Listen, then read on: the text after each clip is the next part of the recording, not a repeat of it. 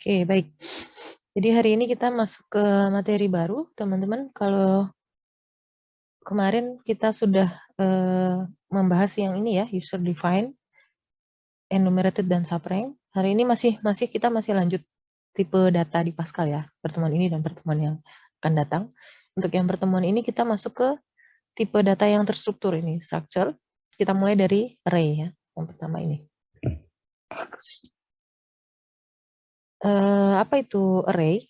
Nah, di sini kita akan belajar hari ini, teman-teman, apa itu array ya, pengenalan array, kemudian penggunaan array satu dimensi dan multidimensi. Kita masuk ke array itu apa dulu ya, array itu apa. Nah, jadi misalkan ya teman-teman ya, kita ingin menyimpan nilai dari sejumlah mahasiswa di perguruan tinggi. Ya. Selama ini kan kita kalau mau menyimpan nilai itu kan kita, maksudnya menyimpan data gitu kan, value, kita buat satu variabel gitu ya. Kita buat satu variabel kan. Jadi misalnya variabelnya di sini adalah nilai UTS misalkan apalah ya, nilai suatu mata kuliah misalnya. Nah, tapi mahasiswanya ada banyak. Katakan 10 misalnya. Nah, berarti kan kita harus membuat nilai 1, nilai 2, nilai 3 gitu kan. Sampai nilai 10 untuk menyimpan nilai masing-masing mahasiswa. Atau misalkan satu kelas ini ada berapa? 39 ya? 38 apa ya? 38 ya? Berarti 38 kita simpan nilai 1, nilai 2, nilai 3, dan seterusnya sampai nilai 38. Ya. Nanti kalau misalkan mau dipanggil gitu kan, misalkan kita mau menghitung rata-ratanya misalnya ya. Berarti kan kita harus panggil nilai 1 tambah nilai 2, nilai 3. Ya itu dipanggil satu-satu, atau misalkan kita mau modifikasi masing-masing nilai, misalkan masing-masing nilai nanti ditambah 10, ada bonus misalnya ya. Akan merepotkan sekali, udah variabelnya itu banyak gitu ya. Repot dalam pengelolaannya gitu. Bagaimana kalau misalkan jumlah mahasiswanya itu nanti ratusan atau ribuan. Nah, ya kan misalkan kayak udah sistem besar seperti Sipadu misalkan.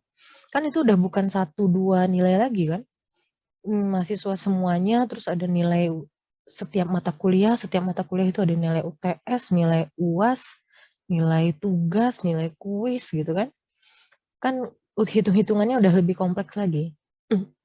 Nah, kalau misalkan cara penggunaan yang seperti ini, itu akan mempersulit tadi di pengelolaannya. Kita baru ngomongin tadi menambahkan atau menjumlahkan, belum yang lain-lain kan. Kayak misalkan menghitung IP kayak gitu kan. Atau misalkan mencari nilai tertinggi, IPK tertinggi, terendah, dan lain sebagainya. Nah, untuk memudahkannya, itu kita memerlukan suatu struktur data yang lebih mudah gitu ya. Jadi kita kumpulkan dan mengelolanya itu lebih mudah. Nah, itulah kita udah masuk ke tipe data terstruktur. Untuk data-data yang dia tuh sebenarnya masih satu jenis, satu rumpun gitu. Jadi kita sebenarnya bisa menyimpannya itu dalam satu kontainer. Seperti itu ya. Jadi kira-kira gambarannya struktur data yang cocok itu seperti ini ya. Nilai 1, nilai 2, nilai 3. Kita ibarat apa ya? Kita butuh satu lemari dengan banyak rak-rak gitu ya. Kita butuh satu lemari dengan banyak rak-rak untuk menyimpan banyak nilai itu. Nah, itu yang kita mau pelajarin hari ini, yaitu adalah array ya, untuk menyimpan data yang banyak tadi.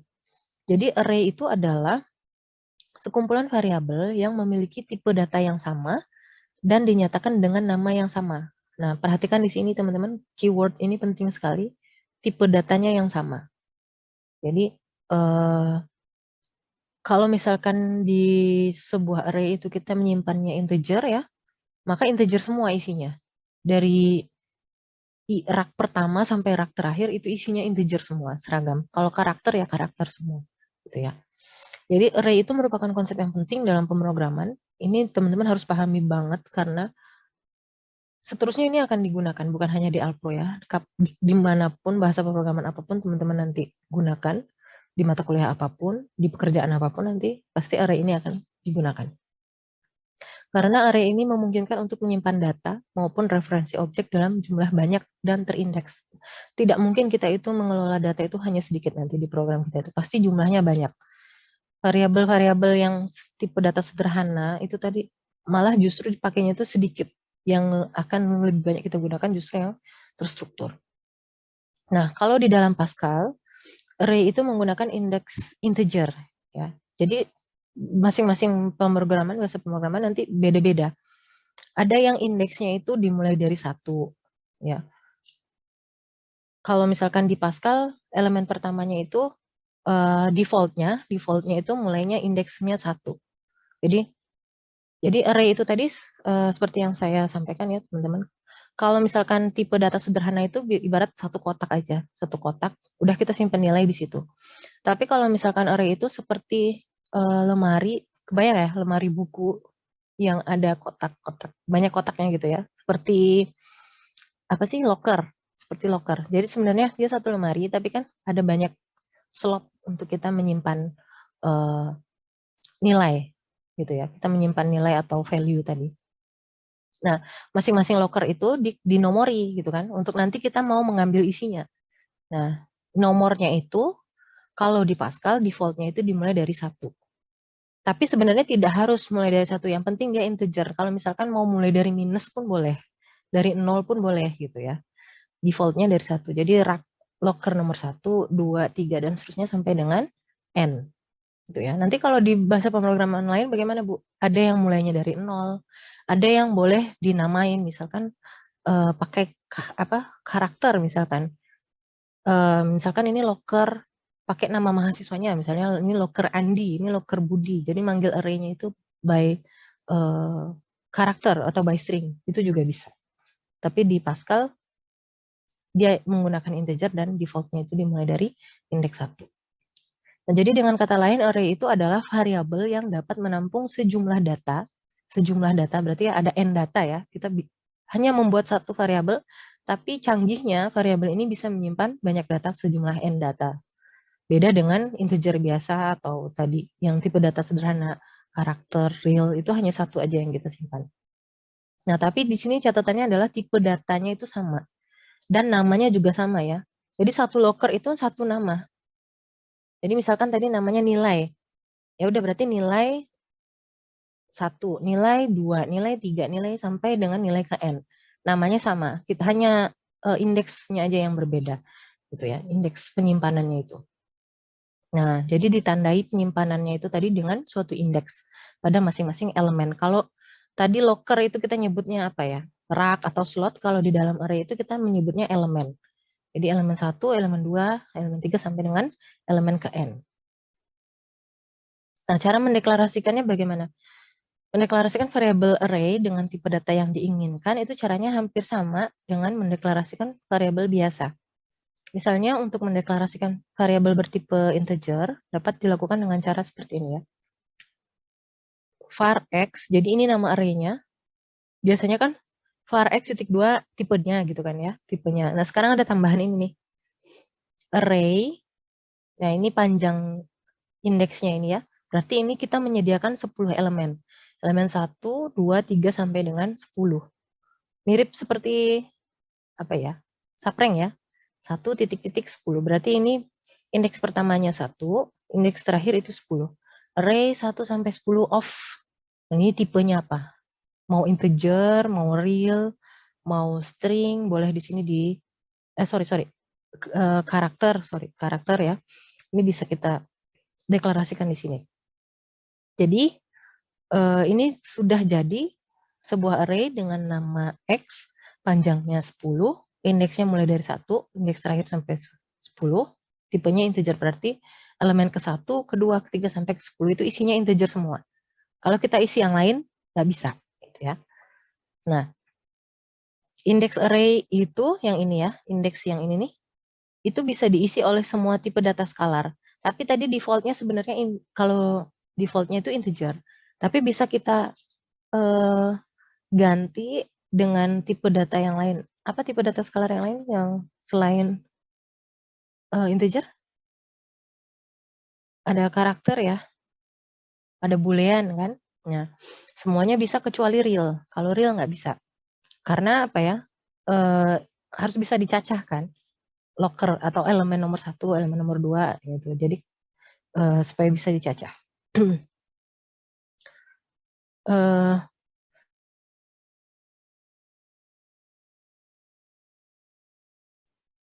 Nah, dengan adanya pendefinisian panjang array ini, berarti array itu memiliki ukuran yang tetap ya, teman-teman. Dalam arti, kalau kita udah buat 10, ya udah dialokasikan 10 slot gitu ya untuk si X ini. Gitu. Jadi tidak bisa kita mau menambahkan atau mengurangi ukurannya itu setelah didefinisikan. Jadi dia fix, tidak dinamis gitu ya.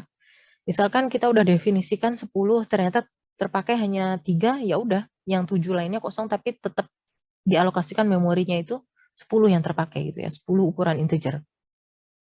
Setelah didefinisikan, maka variabel dengan nama array yang telah dideklarasikan tadi ini dapat menyimpan sebanyak 10 nilai atau sebanyak nilai yang berada di dalam kurung ini. Jadi kita mesti apa ya? Mesti bijak juga ya untuk mendefinisikan panjang array-nya ini, memperkirakan kebutuhan kita itu jangan sampai nanti kita udah deklarasikan baru kita menyadari oh ternyata kurang atau oh ternyata terlalu banyak berlebih gitu. Nah, contoh yang sebelumnya berarti terdapat 10 angka X yang bertipe integer gitu ya, yang dapat kita akses nanti melalui indeks 1 sampai dengan 10. Jadi ibarat kalau digambarkan gini ya, jadi nanti ada kotak 1, 2, 3, 4, 5, 6, dan seterusnya sampai ke 10. Nah, ini kita nyebutnya array elemen ya, elemen ke-1, elemen kedua, elemen ketiga, dan seterusnya sampai elemen ke-10. Nah, tadi indeksnya mulai dari 1. Indeksnya ini yang penting ini, karena mengaksesnya nanti by indeksnya ini, gitu ya, by indeksnya ini.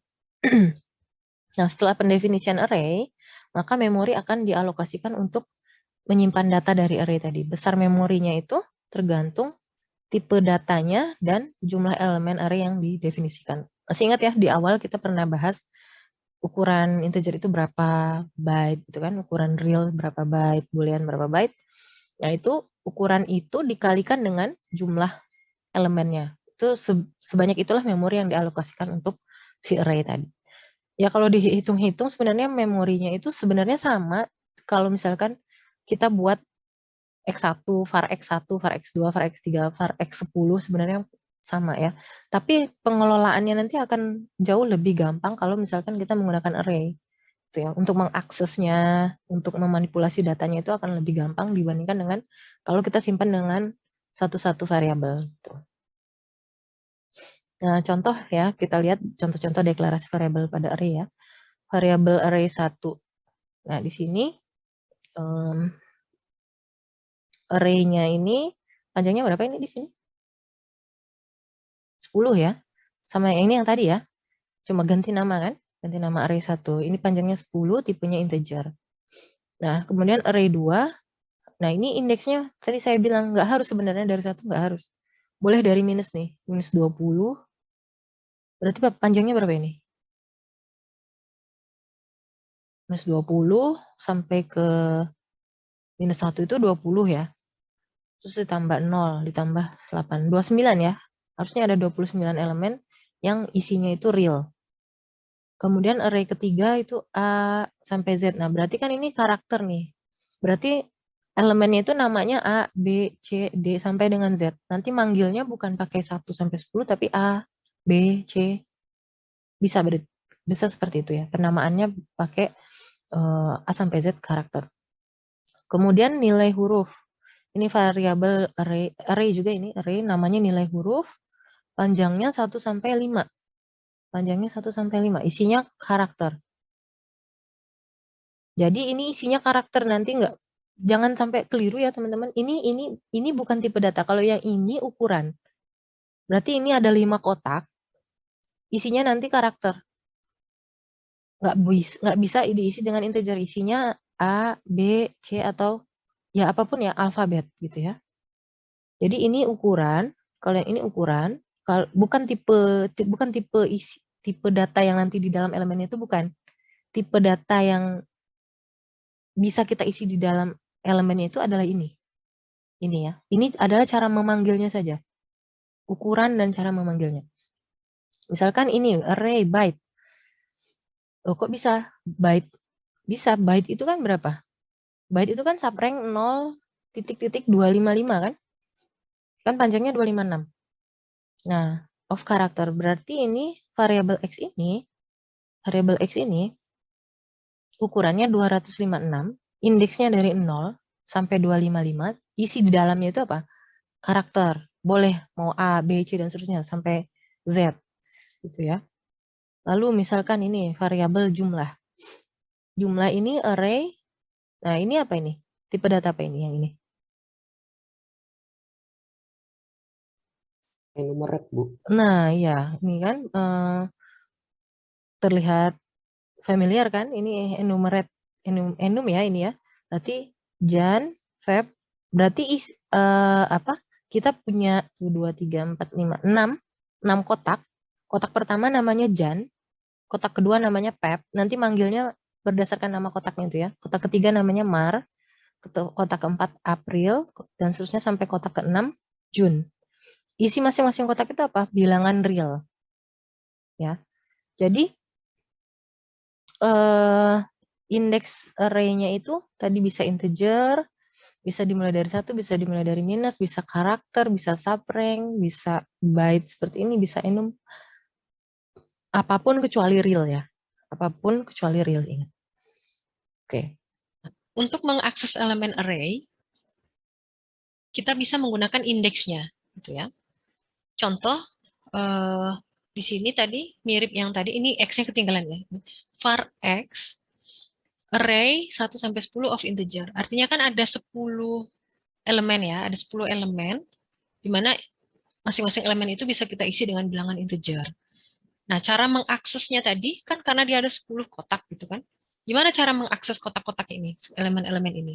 Caranya ini, kita pakai indeksnya ini. Jadi namanya, nama variabelnya, terus kurung siku ini ya, kurung siku. Di dalam kurung siku itulah kita tulis indeksnya.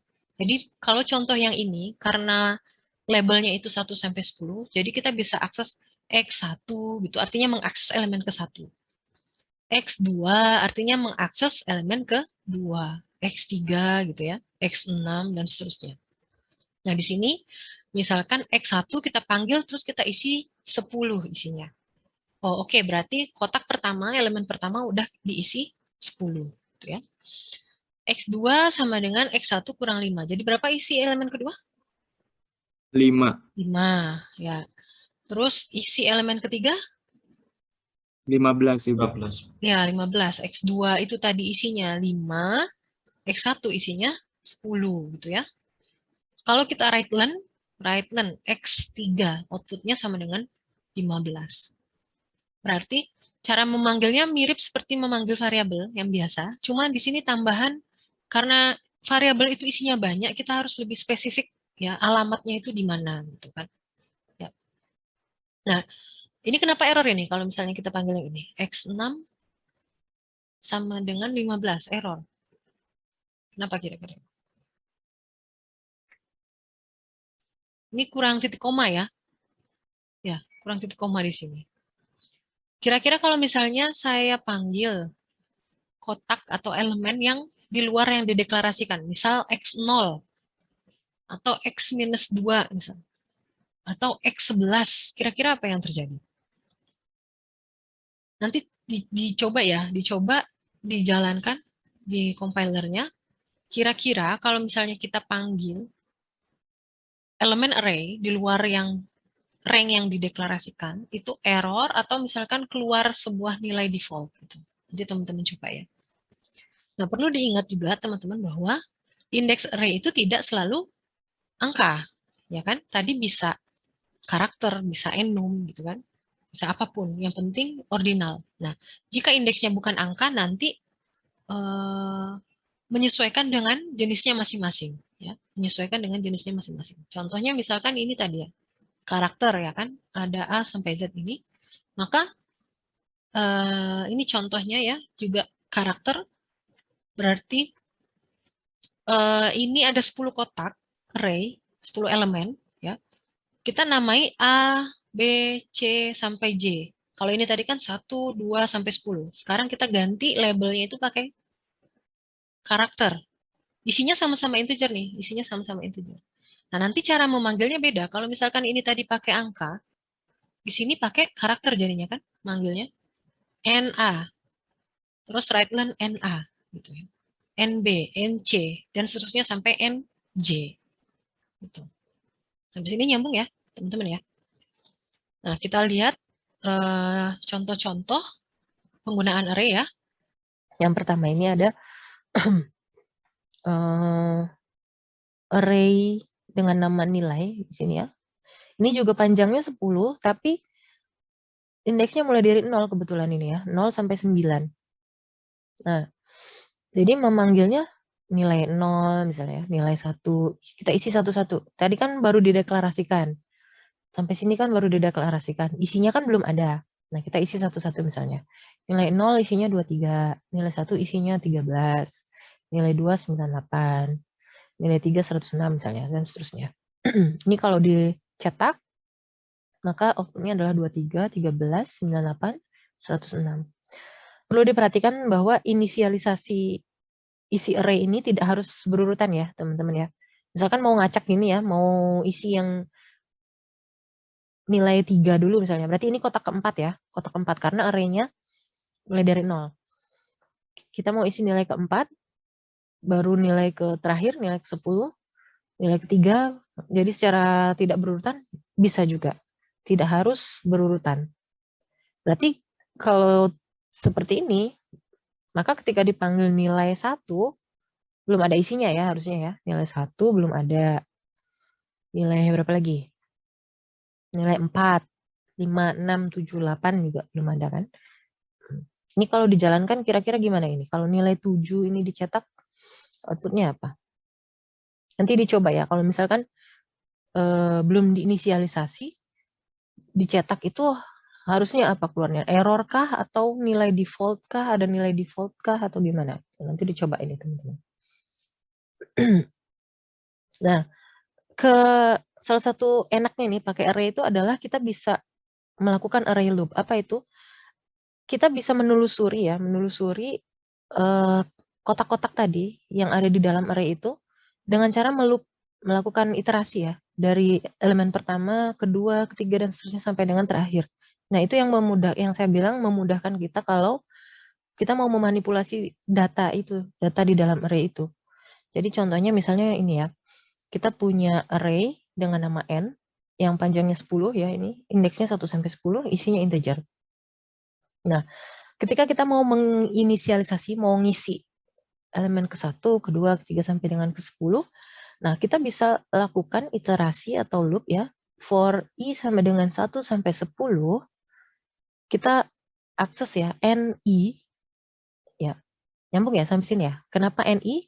Berarti nanti dipanggil N1, N2 gitu ya, sesuai dengan loopnya. N3, N4 sampai dengan N10. Isinya apa? N1 isinya adalah 1 tambah 100. N2 isinya 2 tambah 100. N3 isinya 3 tambah 100 dan seterusnya. Nanti N10 isinya 10 tambah 100. Ya, nyambung nggak sampai sini? Mudah-mudahan nyambung ya. Nah, kemudian kalau misalkan udah diinisialisasi, kita mau cetak nih, kita mau cetak ya. Kita bisa lakukan pengulangan atau iterasi dari, karena ini i udah dipakai ya, kita sekarang counternya pakai j. For j sama dengan 1 sampai 10, kita cetak nih right len. Elemen ke j, isinya adalah, berarti kan elemen ke-1 nanti isinya n1, elemen kedua isinya n2 gitu ya, dan seterusnya. Jadi, bandingkan tadi kalau misalkan kita punya 10 variabel gitu kan, cara memanggilnya akan beda kan. Kalau ini kan tinggal 2 baris program ini udah mengakses ya, menelusuri 1 sampai 10. Kalaupun isi elemennya 100, baris programnya juga misalkan ya mahasiswanya ada 100 ya nilai ya. Baris program untuk menelusuri 100 nilainya itu juga cuma 2 baris ini gitu kan. Ya enggak? Dibandingkan dengan kalau kita pakai 100 variabel. Nah, ini kan kalau misalkan isi elemennya 100 kan tinggal ganti ininya, batas atas ini kan. For i sama dengan 1 itu 100 jadinya kan. Nah, itu maksud saya. Jadi, ini kalau dijalankan, outputnya adalah, ini kan 101, tadi 2 tambah 100, 3 tambah 100 gitu kan. Jadi 101, 102, Sebentar, sorry.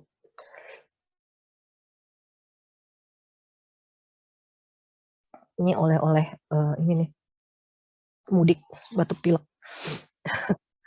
Ini jadi 101, 102, dan seterusnya sampai dengan 110. Sampai sini nyambung nggak kira-kira teman-teman mengenai array ini? Masih bisa ya, masih bisa ngikutin ya? Oke, kita lanjut. Contoh berikutnya. Ini array-nya panjangnya 100, ini udah mulai main besar nih jumlahnya. Array 1 sampai 100. Kita cetak ya, ini judulnya, terus silakan input banyak data. Jadi kita siapkan array X yang panjangnya sampai 100.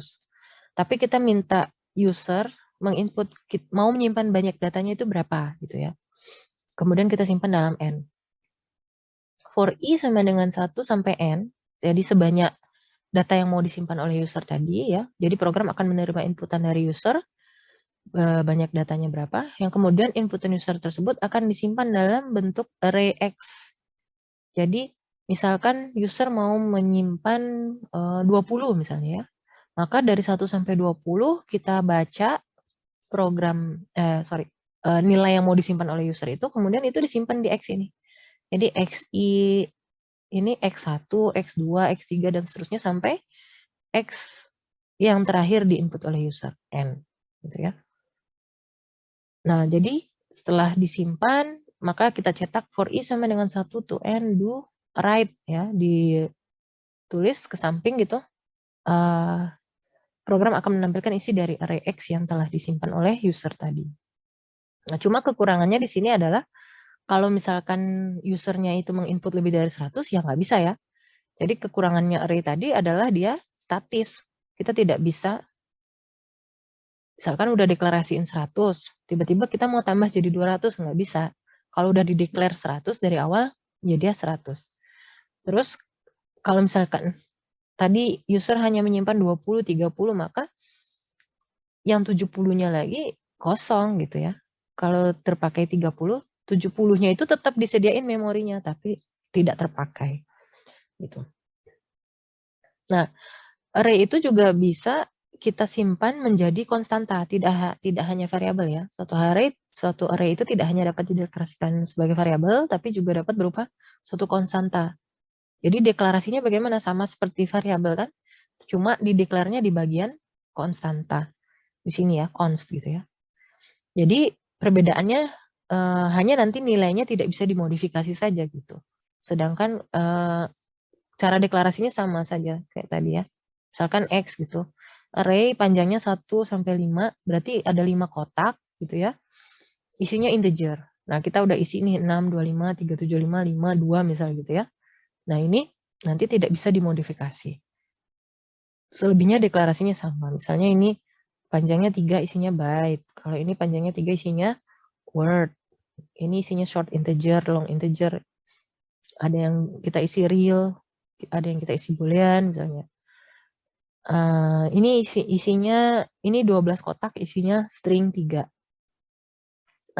Perhatikan kalau string ini sebenarnya kan ada, kalau kita deklarasikan string kan ada kotak ini ya, kurung siku gini ya. Kenapa demikian? Karena string itu sendiri adalah array dari karakter. Nah, itu kenapa teman-teman nggak pernah melihat ada string di tipe data. Di tipe data scalar ya.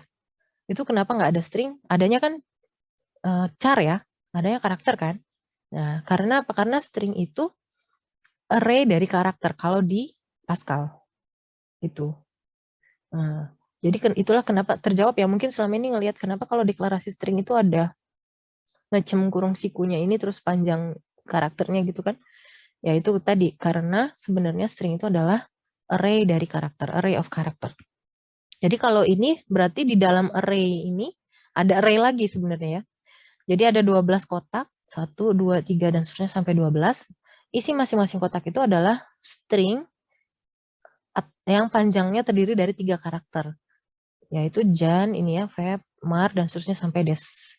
Artinya terbatas 3 karakter saja. Jadi dari sini kita bisa melihat juga bahwa sebenarnya di dalam array itu bisa isi array juga kan? Ya, ya nanti kita lihat di belakang. Nah, jadi tadi menyinggung yang tadi, jadi string itu sebenarnya adalah array bertipe karakter. String sebagai array bertipe karakter. Jadi string itu adalah array-nya karakter gitu. Jadi suatu string itu dianggap suatu array tipe karakter dengan indeksnya mulai dari 0. Indeksnya dari 0 sampai dengan panjang dari string tersebut. Jadi misalnya nilai string berikut ya. Misalnya kita ada string X yang isinya itu A, B, C, D. Jadi sebenarnya ini adalah array. Jadi kita bisa perlakukan kita mau akses satu-satu elemen ini atau kita mau loop array ini bisa. Cuma kemarin-kemarin kita belum lakukan. Paling kita hanya string itu paling kita hanya read atau write gitu kan. Karena kita belum belajar array. Tapi sebenarnya ini bisa kita operasikan secara array. Jadi maka string X ini bisa dipandang sebagai suatu array di mana masing-masing kotak ini isinya adalah karakter. Sehingga bisa kita akses X1 gini ya, X2, X3 ini. Kalau kita panggil X1 maka harusnya keluar A. X2 harusnya keluar B. Jadi bisa kita akses masing-masing elemennya ini seperti mengakses elemen pada array. Indeksnya adalah integer, indeksnya dari 0. 0 sampai dengan panjang string tersebut. Nah, tapi ini kenapa manggilnya dari X1? Kenapa nggak dari X0? Karena indeks ke 0 itu isinya adalah panjang stringnya. Jadi kalau kita kalau kita cetak X0, itu harusnya isinya adalah panjang. Dia menyimpan informasi panjang stringnya itu di elemen ke 0-nya ini. Jadi isinya bukan karakternya. Karakternya dimulai dari X1. Jadi indeksnya itu dari 0, tapi karakternya ini disimpan dari elemen indeks 1. Indeks 0 itu menyimpan informasi panjang stringnya. Gitu. Jadi kita bisa mengoperasikan string itu sebagai array. Itu ya, informasi baru tentang string. Nah, kemarin kita udah belajar prosedur dan fungsi kan ya, prosedur dan fungsi. Kira-kira bisa nggak array itu dipassing sebagai parameter? Nah, pada array, kalau misalkan array itu kita langsung passing seperti kita passing integer atau tipe data yang skalar, itu akan error, akan menghasilkan error. Jadi solusinya kita perlu mendeklarasikan array itu sebagai tipe data bentukan. Kita buat dulu dia sebagai tipe data bentukan, dan kemudian menggunakan tipe itu kita passing sebagai parameter untuk fungsi. Nah, contohnya sebagai berikut. Nah, ini ya, kita punya program array to function. Di sini kita punya konstanta dengan nama size, ya ukurannya 5. Isinya 5. Konstanta size ini isinya 5. Kemudian kita mendeklarasikan array sebagai tipe data baru. Ini ya, ini mendeklarasikan array sebagai tipe data bentukan. Masih ingat ya kemarin ya, pakai apa? Keyword type ini kan, ya, pakai keyword type. Pakai keyword type ini kita buat sebuah nama sebuah variabel tipe data baru namanya A. Jadi A ini sejajar dengan integer, char gitu ya, real. Nah, sekarang tambahannya adalah A. A itu apa? A itu array yang panjangnya adalah berapa ini panjangnya? 1 sampai size-nya adalah 5 ya kan? Berarti A itu adalah array dengan ukuran 5 kotak. Dia ada isinya 5 kotak. Masing-masing kotak itu nanti bisa diisi dengan integer. Sampai sini nyambung ya? Sampai sini nyambung. Variabelnya yang kita deklarasikan di sini ada balance ini. Kemudian ada average. Balance ini tipe datanya adalah A. Nah, bisa kan? Karena ini udah tipe data baru kan? Jadi compiler kita udah tahu, oh ada sebuah tipe data baru nih ciptaannya si programmer, namanya A. Nah, ini kita langsung inisialisasi. Jadi inisialisasi array tadi, selain pakai yang tadi seperti ini ya. Tadi kan kita inisialisasi dengan menggunakan ini ya, loop, atau kita panggil satu-satu elemennya seperti ini gitu ya. Nah, ini bisa juga kita inisialisasi di awal, waktu mendeklarasikannya, nah langsung di dalam kurung ini ya, 100, 2, 3, 17, 50. Berarti ini isi kotak A itu udah ada isinya nih, 100, 2, 3, 17, dan 50. Ini inisialisasi array. Oke, sampai sini bisa ngikutin teman-teman? Nah, kemudian ada tipe data, ada variabel kedua yang kita deklarasikan yaitu average namanya dengan tipe real. Oke. Nah, sampai di sini kita lihat ya, kita punya main programnya ini ya. Main programnya adalah menghitung rata-rata. Ya. Average sama dengan AVG memanggil fungsi AVG, ya, memanggil fungsi AVG yang dikirimkan adalah balance. Yang dikirimkan adalah balance. Balance ini apa? Balance ini array kan? Ya, nyambung nggak sampai sini? Balance ini array. Balance ini array yang dikirim ke sini. Set, dikirim ke sini. Dikirim ke sini, disimpan di sebuah parameter dengan nama ARR. R. Tipenya apa? A. Ini return value-nya nanti tipenya adalah real.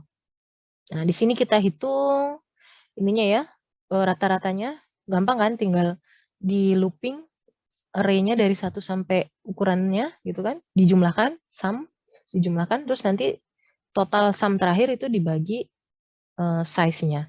Itu kan hitung rata-rata kan, dijumlahkan dulu semuanya masing-masing elemen itu, terus nanti dibagi n-nya. Tinggal looping biasa aja, tinggal looping. Nah, bandingkan dengan kalau kita pakai variabel yang tipe scalar, ya nggak bisa kan langsung kayak gitu kan.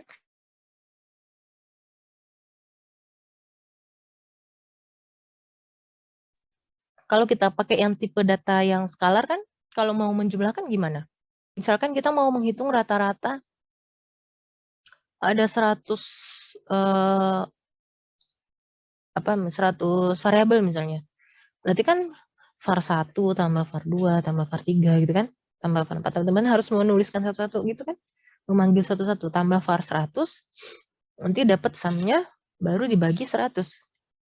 Nah, kalau pakai array kan gampang. Nanti tadi inisialisasinya gampang. Terus waktu mengoperasikannya tinggal di looping.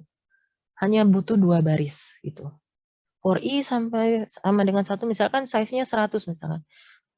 For i sama dengan 1 tuh 100, di sum 1, 2, data ke-1, data ke-2 sampai 100, baru dibagi 100. Nah, berarti di sini yang perlu diperhatikan bahwa kalau tadi A ini tidak kita deklarasikan sebagai tipe data baru, nanti dicoba deh di otak-atik ini ya, di otak-atik ini biar paham maksudnya apa.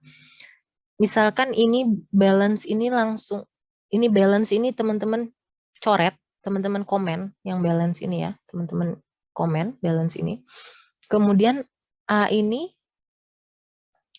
dipindahkan ke variabel. Jadi maksud saya array-nya itu bukan tipe data bentukan, tapi array-nya itu adalah sebuah variabel. Terus A ini variabel array itu langsung dipasing di sini, dipasing di parameter ini. Apa yang terjadi?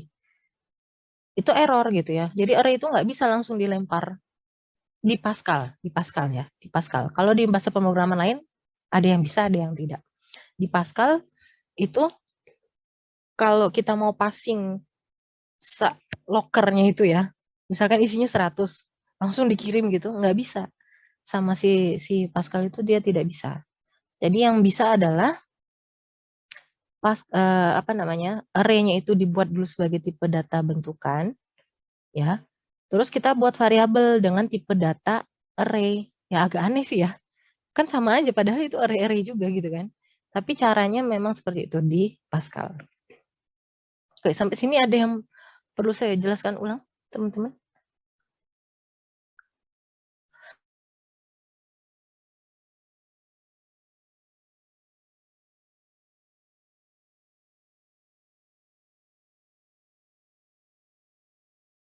Nah, sementara kita lanjutkan dulu, mungkin nanti kalau bingung, ini silakan di copy yang contoh-contoh program yang ada di slide gitu ya. Teman-teman nanti coba dimodif-modif sendiri, biar nyambung gitu, apa maksud dari yang saya jelaskan hari ini. Kita masuk berikutnya ke array multidimensi. Nah, tadi yang contoh-contoh yang kita lihat di pembahasan sebelumnya tadi, itu array-nya itu merupakan array satu dimensi. Jadi maksudnya apa? Indeksnya atau subscript-nya pada array tadi jumlahnya hanya satu, indeksnya satu. Kita memanggilnya tadi kan langsung ya, X1, X2 gitu, X3 sampai X10 gitu ya. Hanya satu indeksnya. Sehingga array itu disebut dengan array satu dimensi. Nah, seringkali kita tuh membutuhkan suatu struktur penyimpanan itu, kita butuh di dalam array itu ada array lagi gitu loh. Nanti teman-teman akan merasakan kalau pemrogramannya sudah lebih kompleks, kita butuh di dalam array itu ada array lagi. Hal ini dinamakan dengan array multidimensi. Jadi, jika jumlah indeks atau subscript-nya tadi ya, indeksnya tadi lebih dari satu, maka array tersebut disebut sebagai array multidimensi. Jadi bisa saja dimensinya itu 2, 3, dan seterusnya sampai lebih. Tapi kita hanya akan perkenalkan di sini sampai 3 dimensi saja. 3 dimensi. Jadi kira-kira gambarannya gini teman-teman. Kalau yang satu dimensi tadi, gini ya, seperti kotak biasa gitu ya, lemari atau locker tadi ada isinya di sini. Locker pertama, locker kedua gitu ya. Nah, tapi kalau 2 dimensi, maka dia seperti tabel, matriks ya. Ya, matriks. Jadi ada barisnya, ada kolomnya. Jadi di baris pertama ini ada, jadi indeksnya nanti ada 2 kan, ada baris, ada kolom gitu kan. Untuk mengakses yang ini, maka ini kan baris pertama, kolom pertama. Kalau yang ini, baris pertama, kolom kedua gitu kan, kalau matriks ya. Ini baris pertama, kolom ketiga. Ini baris kedua, kolom pertama, dan seterusnya. Jadi, array berdimensi 2 itu merepresentasikan suatu bentuk tabel atau matriks. Jadi, di dalam array pertama, anggaplah ini array pertama ini ya, yang baris pertama ini array pertama. Di dalamnya ada array lagi gitu kan, isinya 3 kolom gitu loh maksudnya. Terus,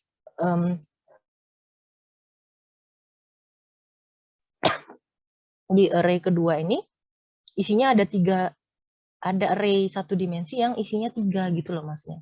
Jadi kalau ditumpuk dia jadi matriks. Kebayang ya? Kebayang ya? Jadi indeks atau subscript yang pertamanya nanti menunjukkan baris, indeks yang keduanya itu menunjukkan kolom dari tabel atau matriks itu. Nah, jadi ibaratnya gambarannya gini loh, tadi ya.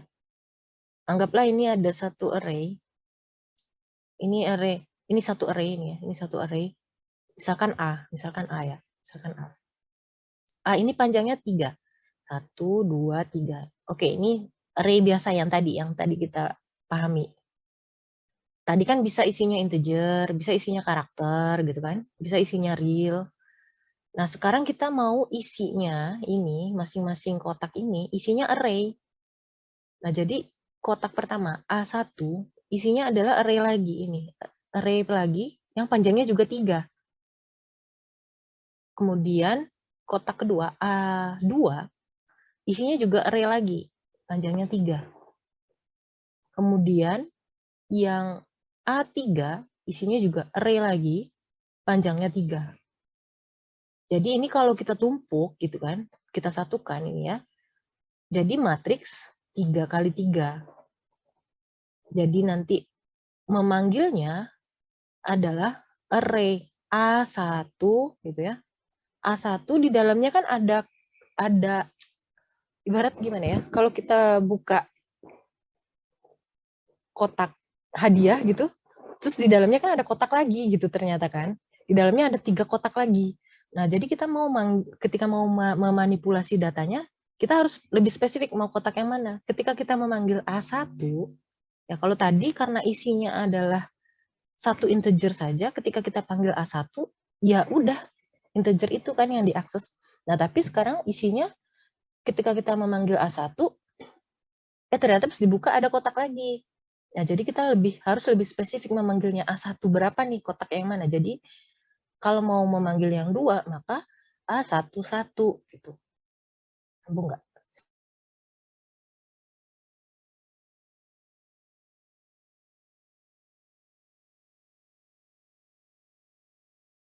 Kalau kita mau memanggil yang ini A12. Kalau yang ini A13. Nyambung sampai sini, teman-teman? Nyambung. Kalau yang ini berarti, kan kalau kita panggil A2, kalau pas dibuka gitu, loh ada kotak lagi di dalamnya gitu kan. Jadi kita mau manggil yang mana? A21, A22, apa A23. Kalau A3 juga harus lebih spesifik lagi. A3 berapa? A31, A32 atau A33. Jadi memanggilnya, jadi untuk apa namanya, deklarasinya, manipulasinya, segala macam operasinya itu sama seperti array yang tadi. Hanya kita di sini indeksnya itu lebih spesifik. Indeksnya ada 2 karena dia 2 dimensi. Kalau misalkan 3, nanti bentuknya kan seperti Rubik gitu ya. Nanti indeksnya ada 3. Gitu.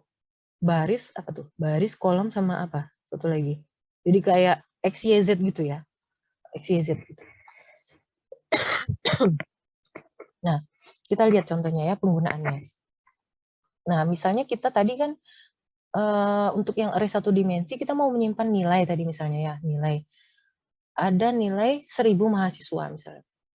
Maka kita simpan nilai 1, nilai 2, nilai 3 dan seterusnya sampai nilai ke 1000, di mana 1 sampai 1000 itu adalah mahasiswa ke-1, mahasiswa ke-2 sampai mahasiswa ke-1000. Nah, sekarang masalahnya kita seperti STS misalnya ya. Itu kan setiap tahun berganti mahasiswanya kan, ada mahasiswa baru lagi, mahasiswa baru lagi. Nah, ada kurun waktu, misalkan 10 tahun terakhir. Nah, maka untuk menyimpan array-nya ini bisa kita buat seperti ini. Mahasiswa ini ya nama variabelnya MHS misalnya. Array-nya itu 1 sampai 10 of. Nah, ini artinya 2 dimensi nih. Kalau array panjangnya of, array lagi panjangnya of. Kalau tadi kan cuma sekali ya, array panjang of-nya kan hanya sekali. Sekarang ditambah nih. Array panjangnya of, array terus panjangnya of baru tipenya. Nah, ini artinya 2 dimensi. Bisa juga seperti ini menuliskannya langsung ya, array 1 sampai 10, 1 sampai 1000. Artinya indeks pertamanya itu sampai 10, indeks keduanya sampai 1000. Isinya nanti integer, gitu ya. Nah, di dalam komputer data mahasiswa tersebut akan disimpan dengan urutan sebagai berikut. Mahasiswa 1,1, 1,2 gini. Dan seterusnya sampai dengan nanti 10,1000. Di mana 1 sampai 10 ini kita anggap tadi tahun ya. Tahun 1, tahun 2, tahun 3 sampai tahun ke-10. Terus tahun ke-1 itu mahasiswanya ada 1 sampai 1000. Tahun kedua mahasiswanya ada 1 sampai 1000. Nanti sampai tahun ke-10 itu ada juga mahasiswa 1 sampai 1000. Jadi kita mau mengaksesnya itu I, J gitu ya. I, J. Indeksnya ada 2. Menyatakan mahasiswa pada tahun ke I, urutan ke J. Sampai sini nyambung nggak, teman-teman? Jadi penggunaannya nanti, karena tidak mungkin nanti teman-teman itu membuat program itu kecil-kecilan kayak contoh latihan-latihan yang biasa kita lakukan sebelum UTS. Nanti kan teman-teman apalagi kan nanti penempatannya di BPS gitu kan. Pasti kan datanya banyak banget kan. Misalkan survei misalkan sensus penduduk misalnya. Data kuesioner pertanyaan pertama untuk responden pertama. Ya, pertanyaan kedua untuk responden pertama. Katakan ada 10 pertanyaan dari 1000 responden. Ya, itu udah nggak bisa pakai variabel yang biasa kan untuk mengelolanya. Nah, ya, nggak mungkin nanti melulu pakai tipe data yang skalar, nggak mungkin. Ini mau nggak mau harus dipakai yang tipe data terstruktur ini. Itu. Contohnya yang nilai aja tadi ya, nggak mungkin nilai itu. Contohnya STS aja ya. STS itu ukurannya kampus kecil kan dibanding kampus-kampus lain yang ada di Indonesia kan. Nah, kita mahasiswanya ada berapa sih? Misalkan 2000 kali ya, 2000 terus tahun berikutnya. Udah nggak mungkin pakai untuk pemrogramannya melulu pakai tipe data yang sederhana. Udah nggak bisa lagi. Gitu. Nah, Nanti untuk inisialisasinya atau untuk mengaksesnya setiap elemennya itu bisa tadi pakai array loop tadi juga bisa untuk yang array 2 dimensi. Tinggal nanti teman-teman pakai nested loop ya. Jadi kalau tadi for i sama dengan misalkan 0 sampai 3 ini ukurannya kebetulan 4 kali 4 dan indeksnya dimulai dari 0. Ya, indeksnya dimulai dari 0. Nah, untuk mengaksesnya tinggal pakai nested loop. Karena apa? Karena indeksnya kan 2, terdapat 2 indeks ya, i, j tadi kan, i, j. Nah, di sini kita mau inisialisasi, isinya adalah i kali j. Jadi, kalau kita jalankan ini, maka diakses nanti A 0,0, ya, A 0,0 isinya adalah berapa? 0 kali 0, ya kan? Ya, terus A 0,1, kan yang bergerak J-nya dulu kan? Kalau nested loop kan 0,1 isinya berapa? 0 kali 1 ya kan? 0 kali 1 ya 0. Terus 0,2, 0,3. Baru I-nya bergerak ya. 1,0, 1,2, 1,0, 1,1, 1,2, 1,3. Terus 2,0, 2,1, 2,2, 2,3. Nyambung nggak sampai sini ya? Jadi loop untuk baris programnya hanya sedikit dibandingkan dengan kalau kita pakai yang tipe data scalar. Ini hanya 3 baris kita udah bisa mengakses berapa elemen ini? 4 kali 4, 16 kan? 16 gitu. Cuma mungkin karena agak apa ya? Mungkin sesuatu yang baru gitu ya. Mungkin teman-teman masih agak bingung, tapi ini tidak sesulit itu kok, tidak sesulit yang terlihat gitu. Nah, untuk mengaksesnya jadi tadi kalau tadi inisialisasi ya, inisialisasi. Nah, berikutnya ini kalau misalnya kita mau mencetak misalnya ya, kita mau mencetak tadi yang kita udah buat nilai mahasiswa 1000 mahasiswa dalam 10 tahun terakhir. Jadi for i sama dengan 1 to 10, di dalamnya ada for lagi ya. For lagi, jadi nested loop. Di dalamnya ada j sama dengan 1 sampai 1000. Kita cetak mahasiswa i, j gitu. Nyambung ya? Jadi kayak gini lah kira-kira bentuknya itu, cara mengaksesnya tadi. Ini baris ke 0, itu di dalamnya ada array lagi, 0, 1, 2 gitu. Jadi memanggilnya sekarang udah pakai i dan j, karena dia adalah matriks gitu. Nah, jadi mengaksesnya contoh lain ya, mengaksesnya misalnya kita punya array 2 dimensi, ukurannya 3 kali 2 ini. 3 kali 2 isinya byte. Isinya byte. Jadi mengaksesnya bisa 1,1, 1,2 gitu ya. 2,1, 2,2, 3,1, 3,2. Gimana? Kira-kira ada yang perlu saya jelaskan ulang nggak teman-teman? Bisa ngikutin nggak sampai dengan 2 dimensi? Ini kita belum masuk yang 3 dimensi nih. Baru 2 dimensi. Lanjut dulu ya mungkin ya. Nah, contoh penggunaannya misalnya ini kita punya array A di sini. Ukurannya adalah 4 kali 4. 4 kali 4 sini ya. Kita mau inisialisasi ya ini tadi caranya. Kalau mau inisialisasi kita pakai nested loop for i sama dengan 0 sampai 3, for j sama dengan 0 sampai 3, kita mengakses A itu i, j. Kalau tadi i saja ya, kalau satu dimensi i saja, sekarang i, j. Isinya i kali j. Sekarang kalau mau cetak gimana? Kalau mau cetak juga bisa pakai nested loop. For i sama dengan 1 to 3, for j juga sama dengan 0 to 3. Karena apa? Karena ini kan ukurannya 0 sampai 3, 0 sampai 3 kan? Kita cetak, untuk mencetak mengaksesnya adalah A dalam kurung i, j.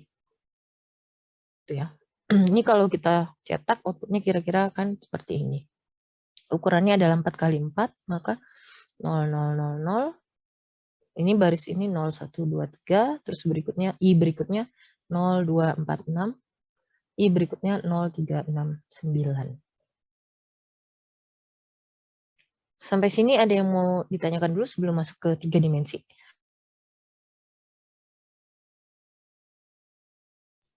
Izin bertanya, Bu. Ya, gimana? Misalkan tadi kan kalau kita buat array harus kita tentukan dulu panjang array-nya indeksnya itu kayak 1 sampai 100. Ini bisa nggak Bu, misalkan kita buat array, indeks array-nya itu 1 sampai dengan n. Lalu nanti n itu di input sama user. Nggak bisa, Gus. Kalau dari awal udah gimana tuh ya? Karena kan kalau programnya Pascal itu kan bagian deklarasi udah duluan ya. Bagian deklarasi udah duluan. Sedangkan kita minta N-nya itu baru di sini kan ya, di main program ya. Harusnya sih nggak bisa. Tapi nanti kalau mau dicoba lagi, Gus. Kalau misalkan berarti 0 titik-titik N gitu ya? Iya, Bu. Iya, 0 titik-titik N. Oh, nggak bisa. Nggak bisa. Sebenarnya ada caranya untuk membuat array itu dinamis, atau ada juga struktur data yang lain yang lebih dinamis, bukan array, namanya ada yang lain. Tapi itu nanti kita pelajarinya di tingkat 2. Nanti teman-teman kalau udah tingkat 2 di mata kuliah struktur data. Ada caranya. Tapi bukan dengan 0 titik-titik N, 0 titik-titik N. Lain lagi, ada untuk mengalokasikan memorinya secara dinamis. Ada lagi? Teman-teman atau Gus udah jelas ya? Sementara fix ya, ukurannya fix. Sedikit lagi ya, kita selesaikan yang array 3 dimensi ini. Secara prinsip, array yang berdimensi lebih dari 2 ya, 3, 4, dan seterusnya itu sama aja nanti dengan yang dimensi 2. Hanya apa? Loopingnya aja yang bertambah ya, nested loopnya nambah terus gitu. Indeksnya kan, karena indeksnya kan kalau tadi yang 1 dimensi I, yang 2 dimensi kan IJ. Kalau itu IJK misalkan, kalau yang 3 dimensi. Jadi untuk menginisialisasi atau mengaksesnya itu, ya kita harus nambahin nested loop-nya gitu. Jadi ibaratnya, kalau tadi kan, gimana ya, yang tadi contoh gambarnya, nah ini kan, kalau ini kan tadi 1 dimensi kan sampai sini aja kan, ya 1 dimensi kan sampai sini. Ketika 2 dimensi, masing-masing kotak ini kan kita isi array lagi ya, masing-masing kotak ini array, kotak ketiga juga isi array. Nah, yang 3 dimensi, kotak yang 2 ini ketika dibuka, isinya kotak lagi gitu loh. Isinya kotak lagi, misalkan isinya kotak lagi panjangnya 3. 7 ini dibuka kotak lagi, 9 ini dibuka kotak lagi. 3 ini dibuka kotak lagi dan seterusnya. Maka dia jadi array 3 dimensi jadinya. Jadi memanggilnya tadi, misalkan ini tadi namanya A ya kan? Misalkan ini namanya A. Kalau kita panggil A1, kan nggak bisa tadi, di dalamnya ada kotak. Jadi kan harus lebih spesifik A1 yang mana, kotak mana. Maka kita harus lebih spesifik A11, A12, A13 gitu tadi kan. Ya. Nah,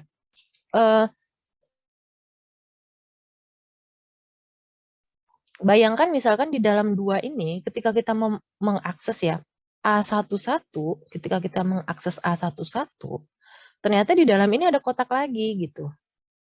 Maka kita harus memanggil lebih spesifik lagi kan, A11 kotak yang mana? Kotak pertama, kotak kedua, atau kotak ketiga?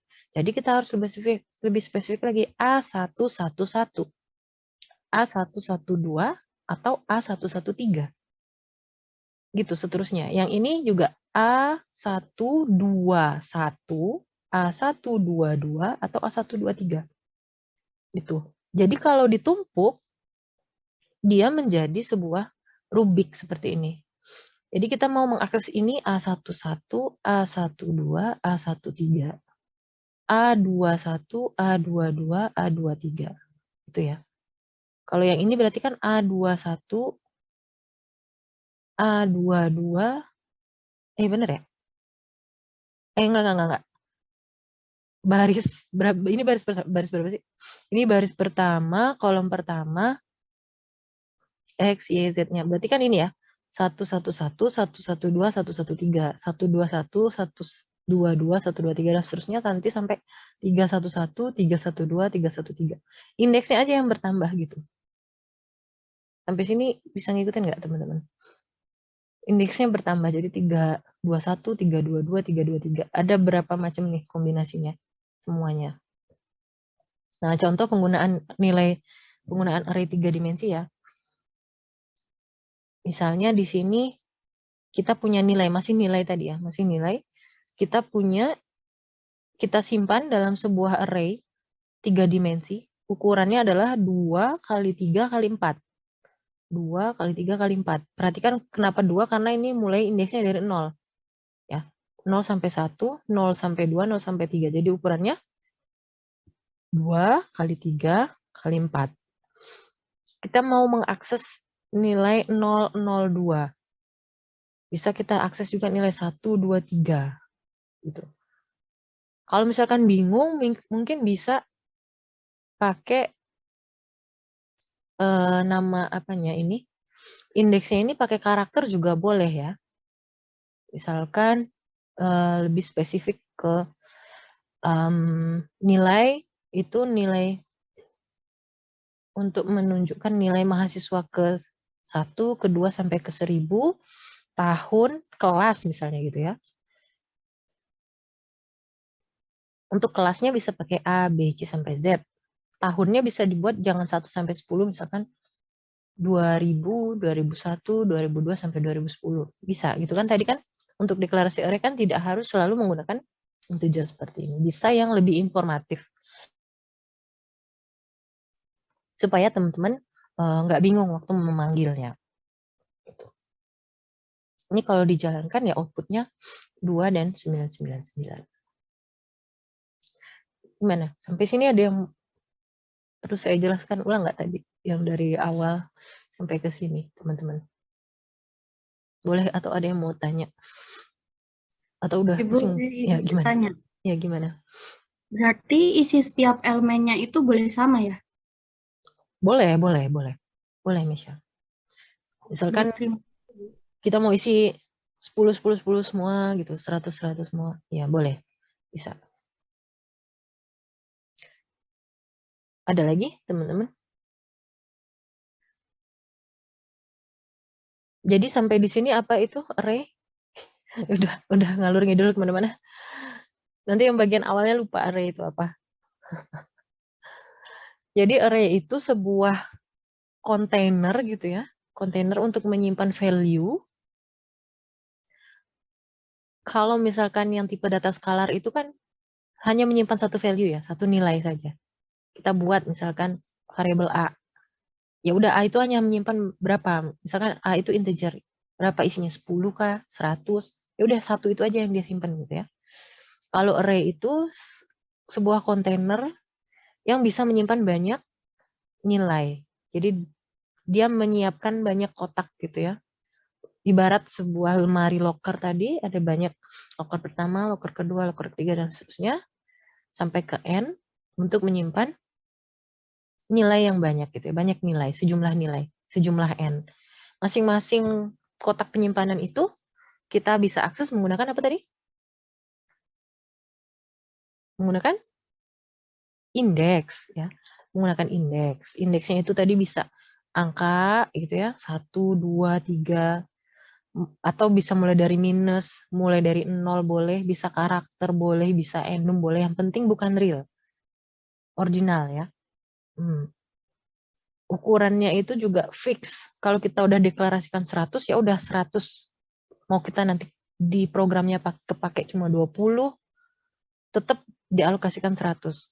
Kalau lebih dari 100, nggak bisa. Kalau misalkan kita akses 101 misalnya, nggak bisa. Gitu ya. Nah, tadi lockernya itu, di dalam locker itu bisa ada locker lagi gitu ya. Di dalam lemari itu, kotak itu ketika kita buka isinya bisa kotak lagi gitu. Jadi di dalam array itu bisa array lagi, di dalam array-nya ada array lagi, di dalam array-nya ada array lagi. Jadi bisa di dalam array itu ada array, di dalam array ada array. Jadi ketika ada array di dalam array itu jadinya namanya array multidimensi tadi ya.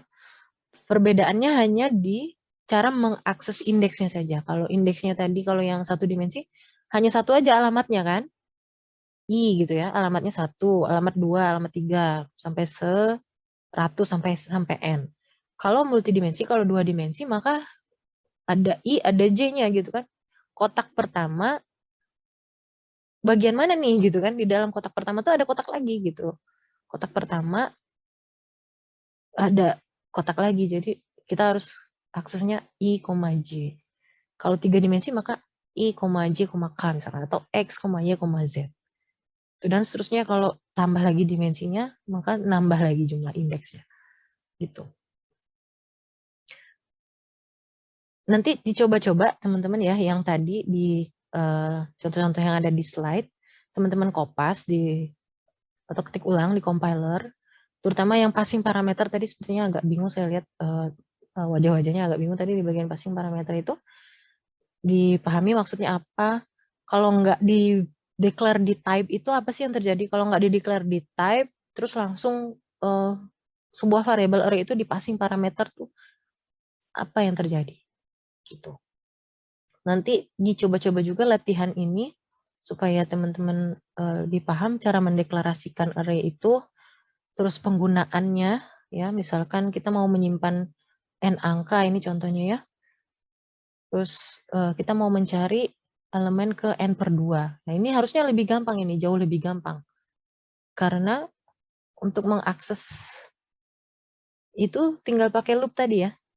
Nah, nanti dicoba dilihat contoh-contoh yang di slide untuk mengerjakan program ini. Nah, ini sebenarnya ini latihan yang ini udah pernah dulu dikasih sebelum UTS ya.